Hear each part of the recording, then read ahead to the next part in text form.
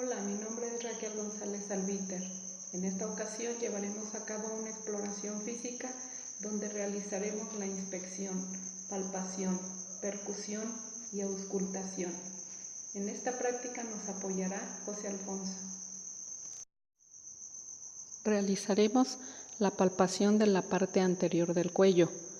Colocado detrás del paciente, el médico palpa con las manos la parte delantera del cuello. Se le puede pedir al paciente que trague. El médico está examinando la glándula tiroidea, su volumen y su movilidad.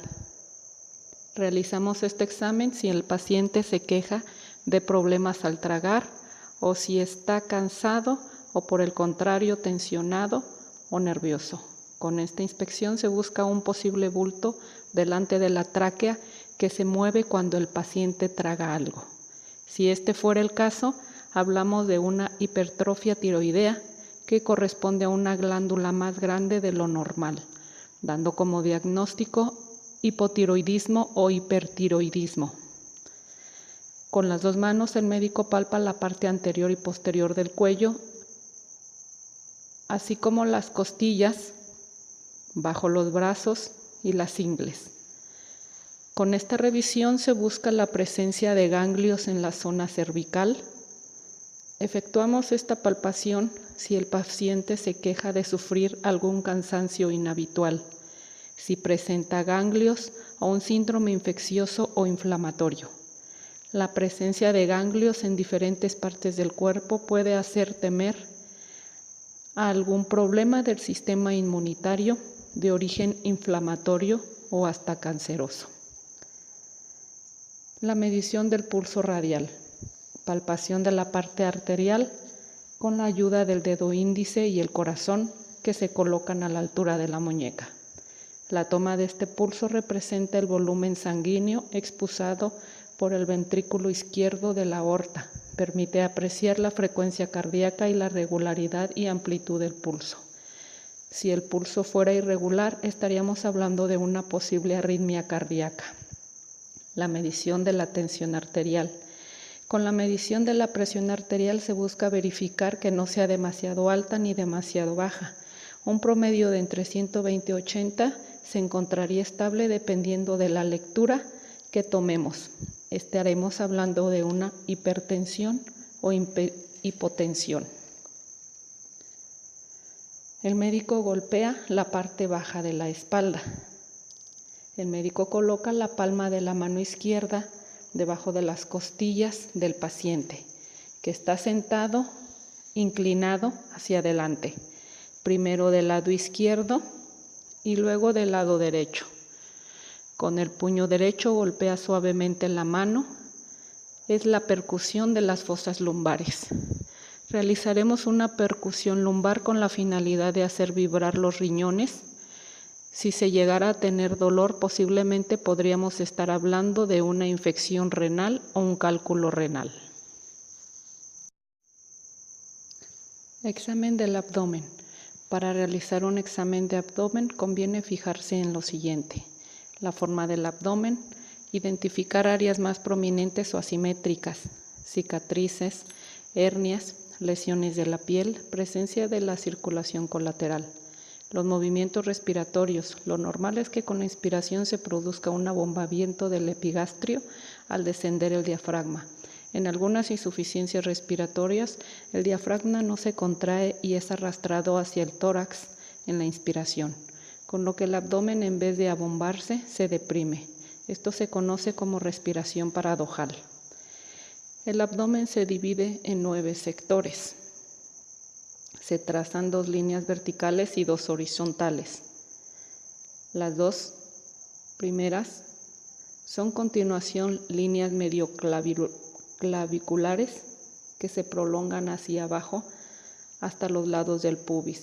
De las 2 líneas horizontales, una pasa por el borde costal, aproximadamente la 10ª costilla, y la otra pasa por la cresta ilíaca anterior superior.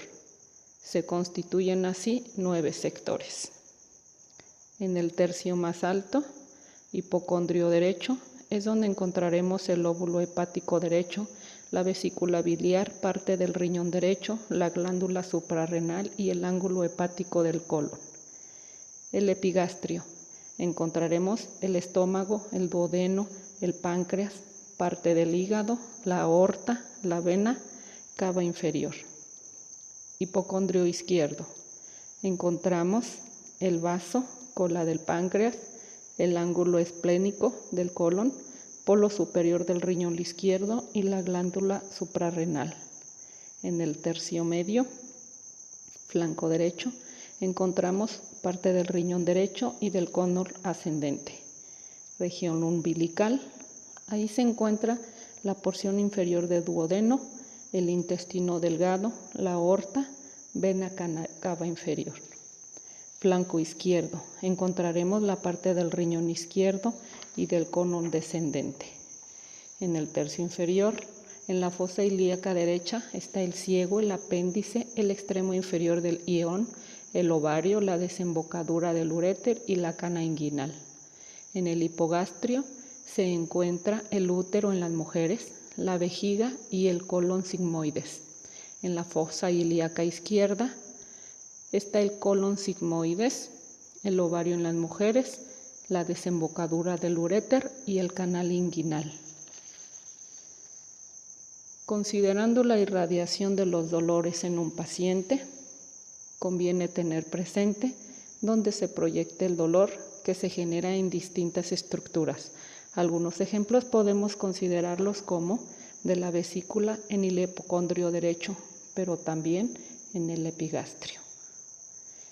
Del estómago y duodeno, en el epigastrio y eventualmente en la región umbilical. Podemos tomar en cuenta una úlcera penetrante hacia el retiperoneo, puede generar dolor en la región lumbar. Del vaso en el hipocondrio izquierdo. Del intestino delgado, cólicos intestinales provenientes del intestino delgado producen dolor en la región umbilical o en todo el abdomen.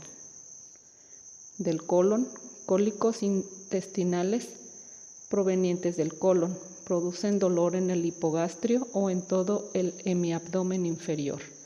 La diverticulitis del colon descendente producen dolor en la fosa ilíaca izquierda. En el flanco izquierdo, las apendicitis duelen de preferencia en la fosa ilíaca derecha. Del riñón duele especialmente en la fosa lumbar correspondiente, pero también el dolor puede tener una irradiación hacia el flanco correspondiente si el dolor se genera en el uréter, por ejemplo por una litiasis. El dolor se irradia hacia la región inguinal y genitales externos. En la vejiga molesta en el hipogastrio. A veces se presenta dolores irradiados, por ejemplo, una neumonía basal puede proyectar dolor hacia el hipocondrio del mismo lado. Un infarto agudo de la cara inferior del corazón puede doler en el epigastrio. Un herpes zóster intercostal a veces se asocia a dolores referidos al abdomen. El neumoperitoneo es un proceso anexial, puede llegar a proyectar dolor hacia algún hombro. Por el momento damos por concluida esta práctica, esperando que la información presentada haya sido de su agrado. Gracias por su atención.